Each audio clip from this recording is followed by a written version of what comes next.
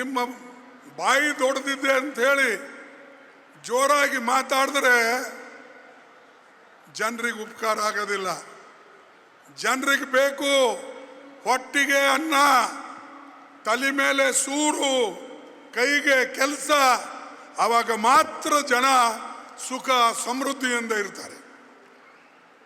ನೀವೇನು ಕೊಟ್ಟಿರಿ? ಆಹಾರ ಧಾನ್ಯ ನಾವು ಕೊಡ್ತಾ ಇದ್ದೇವೆ. ಕಂಪಲ್ಸರಿ ಎಜುಕೇಶನ್ ನಮ್ಮ ಯೋಜನೆ. ಮನೆ ಕೊಡ್ತಕ್ಕಂಥದ್ದು ನಾವು ಮಾಡ್ತಾ ಇದ್ದೇವೆ. ಎಲ್ಲ ಮನ್ರೇಗಾ ಅಂತ ಮನ್ರೇಗಾ ಯೋಜನೆ ಏನು ಬಡವರಿಗೆ ಕೈ ಕೆಲಸ ಕೊಡ್ತಾ ಇತ್ತು, ಹೊಟ್ಟೆ ತುಂಬ ಅವರಿಗೆ ಅನ್ನ ಸಿಗಬೇಕು ಅಂತ ಹೇಳಿ ಆ ಮನ್ರೇಗಾ ಯೋಜನೆ ಸೋನಿಯಾ ಗಾಂಧೀಜಿಯವರು ಹಾಗೂ ಮನಮೋಹನ್ ಸಿಂಗ್ ಅವರು ಪ್ರಾರಂಭ ಮಾಡಿದರು. ಈಗ ಆ ಯೋಜನೆಗೆ ಇವರು ಮೊಟ್ಟ ಹಾಕ್ತಾ ಇದ್ದಾರೆ. ನಮ್ಮ ಮನ್ರೇಗಾ ಕಾನೂನು ತೆಗೆದು ಅದು ಯಾವುದೋ ಜಿ ರಾಮ ಏನೋ ಅಂತಾರಮ್ಮ, ಜಿ ರಾಮನೋ ರಾಮ ಅಂತಾರ ಗೊತ್ತಿಲ್ಲ. ಅರೆ ಇದು ಕಾನೂನು ಸಂವಿಧಾನದಲ್ಲಿ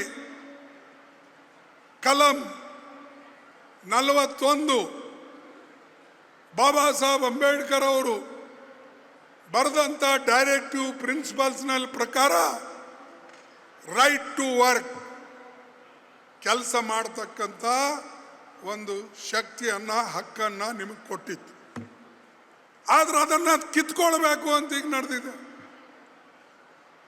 ಮೊದಲು ನಾವು 90% ಕೇಂದ್ರ ಕೊಡ್ತಿತ್ತು, 10% ರಾಜ್ಯ ಸರ್ಕಾರ ಕೊಡ್ತಿತ್ತು. ಇದು ಬಡವರಿಗೆ ಹೋಗ್ತಿತ್ತು. ಅದೇ ರೀತಿಯಾಗಿ ನಮ್ಮ ಪಂಚಾಯಿತಿಗಳು ಕೆಳಮಟ್ಟದಲ್ಲಿ ಏನು ನೀವು ಕಾರ್ಯಕ್ರಮ ರೂಪಿಸ್ತಿದ್ರೋ ಆ ಕಾರ್ಯಕ್ರಮವನ್ನೇ ಮನ್ರೇಗಾದಲ್ಲಿ ಅದನ್ನು ಅನುಷ್ಠಾನಕ್ಕೆ ತರ್ತಕ್ಕಂಥದ್ದಿತ್ತು. ಅದು ಇವತ್ತು ತೆಗೆದುಹಾಕಿದ್ದಾರೆ.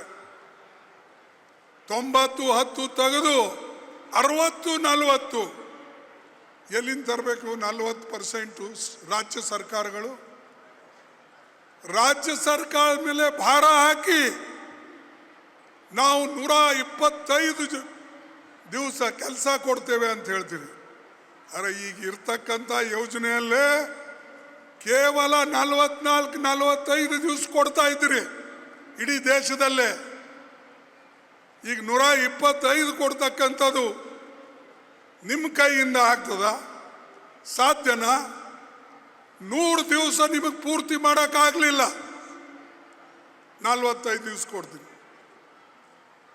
ಸೋನಿಯಾ ಗಾಂಧಿ ಅವರು ಹೇಳಿದ್ರು, ಇವತ್ತಿನ ಕಾಲದಲ್ಲಿ ನಾವು ಬಡವರಿಗೆ ಒಂದು ಕಡೆ ಕಿಮ್ಮತ್ತು ಏರ್ತಾವೆ, ಇನ್ಫ್ಲೇಷನ್ ಇದೆ, ಇನ್ನೊಂದು ಕಡೆ ಬಡವರಿಗೆ ಹೊಟ್ಟೆ ತುಂಬಬೇಕಾದ್ರೆ ಕನಿಷ್ಠ 400 ರೂಪಾಯಿ ಮನ್ರೇಗಾದಲ್ಲಿ ಕೊಡಬೇಕು ಅಂತ ಅವರು ವಾದ ಮಾಡಿದ್ರು ಪಾರ್ಲಿಮೆಂಟ್ನಲ್ಲಿ. ಕನಿಷ್ಠ 150 ದಿವಸ ಮಾಡಬೇಕು ಅಂತ ಅವ್ರು ಹೇಳಿದ್ರು. ಈ ಮಾರಾಯ ಅದರ ಉಲ್ಟಾ ಮಾಡ್ತಾ ಇದ್ದಾನೆ. ಯಾವಾಗ ವರ್ಷಕ್ಕೆ 365 ದಿವಸ ಕೆಲಸ ಎಲ್ಲೂ ಮಾಡ್ಬೋದು, ಅದನ್ನು ತೆಗೆದು ಅವ್ರಿಗೆ ಮನಸ್ಸಿಗೆ ಬಂದಂಗೆ ಯಾವಾಗ ಬೇಕು ಆವಾಗ ಮಾಡ್ತಕ್ಕಂಥದ್ದು, ಯಾವ ಪಂಚಾಯಿತಿ ಬೇಕು ಆ ಪಂಚಾಯತ್ನಲ್ಲಿ ಕೆಲಸ ಕೊಡೋದು, ಯಾವ ಜಿಲ್ಲೆ ಬೇಕು ಆ ಜಿಲ್ಲೆಯಲ್ಲಿ ಕೆಲಸ ಕೊಡ್ತಕ್ಕಂಥದ್ದು. ಆದರೆ ಪಂಚಾಯತ್ದವ್ರು ಹೇಳ್ದಂಥದ್ದು, ಸರ್ಕಾರದವ್ರು ಹೇಳ್ದಂಥದ್ದು, ಎಲ್ಲಿ ಅವಶ್ಯಕತೆ ಇದೆ ಅಲ್ಲೇ ಕೊಡಿ ಅಂತೇಳಿ ಪಂಚಾಯತ್ದವ್ರು ಕೇಳಿದ್ರೆ ಇವರು ಕೊಡೋದಿಲ್ಲ. ಯಾಕಂದ್ರೆ ಕಾನೂನು ಬದಲಾಯಿಸಿದ್ದಾರೆ. ಹೀಗೆ ಬಡವರಿಗೆ ಯಾವ ಕಾನೂನಿನ ಅವಶ್ಯಕತೆ ಇತ್ತು, ಬೆಂಬಲ ಇತ್ತು, ಆ ಕಾನೂನನ್ನು ಇವತ್ತು ಮೂಲೆ ಗುಂಪು ಮಾಡಿ ನಾವು ಇದು ಮಾಡಿದ್ದೇವೆ ಅದು ಮಾಡಿದ್ದೇವೆ. ಬಟ್ ನಾವು ಬಿಡೋದಿಲ್ಲ, ನಾವು ಹೋರಾಟ ಮಾಡೇ ಮಾಡ್ತೇವೆ. ಯಾವ ರೀತಿಯಾಗಿ ಇವರು ರೈತರ 3 ಕಪ್ಪು ಕಾನೂನುಗಳು ವಾಪಸ್ ತೆಗೆದುಕೊಂಡ್ರು, ಅದೇ ರೀತಿಯಾಗಿ ಮನ್ರೇಗಾ ಕಾನೂನು ಕೂಡ ಇರ್ತಕ್ಕಂಥ ರೀತಿಯಲ್ಲಿ ಮಾಡ್ತೇವೆ. ಹೊಸದೇನು ಜಿ ಅವರ ಕಾನೂನಿದೆ ಅದನ್ನು ಅನುಷ್ಠಾನದಲ್ಲಿ ತರಕ್ಕೆ ಅವಕಾಶ ಮಾಡಿಕೊಡೋದಿಲ್ಲ. ನಮ್ಮ ಹೋರಾಟ ಮುಂದುವರಿತದೆ. ಆ ಹೋರಾಟಕ್ಕೆ ನೀವು ತಯಾರಿರ್ಬೇಕು. ತಯಾರಿದ್ರಿಲ್ಲ ಹೇಳಿ. ಇದು ಬಡವರಿಗೆ ಅನುಕೂಲ ಆಗೋದು.